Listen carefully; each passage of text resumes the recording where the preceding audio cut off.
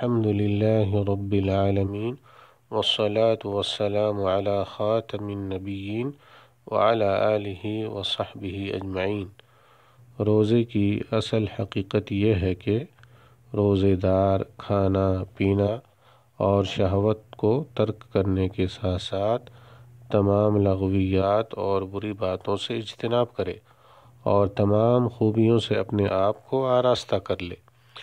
عن ابی ہریرہ رضی اللہ عنہ قال قال رسول اللہ صلی اللہ علیہ وسلم قال اللہ عز وجل كل عمل ابن آدم له إلا الصيام فإنه لي وأنا أجزي به والصيام جنة فإذا كان يوم صوم أحدكم فلا يرفث ولا يصخب فإن سابه أحد أو قاتله فليقل إني صائم والذي نفس محمد بيده لخلوف فم الصائم أطيب عند الله من ريح المسك للصائم فرحتان يفرحهما إذا أفطر فرح بفطره وإذا لقي ربه فرح بصومه۔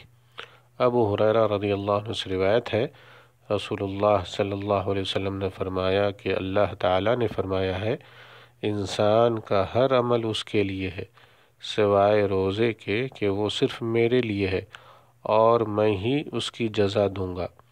اور روزہ ایک ڈھال ہے، جب تم میں سے کسی کا روزے کا دن ہو تو دل لگی کی باتیں نہ کرے اور نہ شور و غل کرے، اور اگر کوئی اسے گالی دے یا اس سے لڑائی جھگڑا کرے تو کہہ دے کہ میں تو روزے دار ہوں، اور قسم ہے اس ذات کی جس کے ہاتھ میں محمد صلی اللہ علیہ وسلم کی جان ہے، روزے دار کے منہ کی بو اللہ کے ہاں کستوری کی خوشبو سے بھی زیادہ پاکیزہ ہے۔